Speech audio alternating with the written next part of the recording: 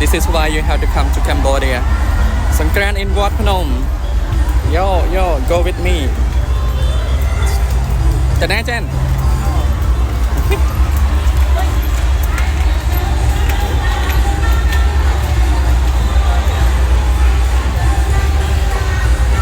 สบายมอง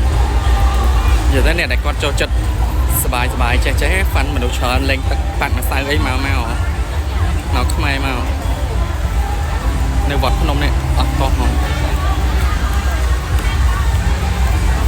ปลอกอากระชอนได้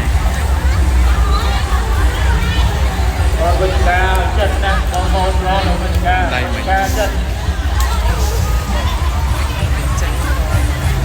ฮะจังเหรอแป๊บนึงแอบนิด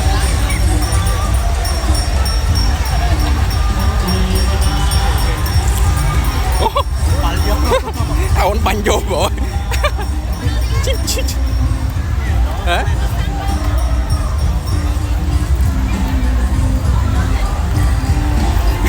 ตัวสองสัก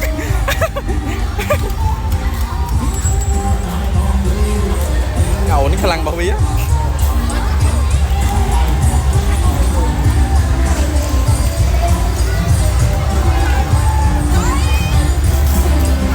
ตามบันเยอะเลยนะเชิดโอ้โห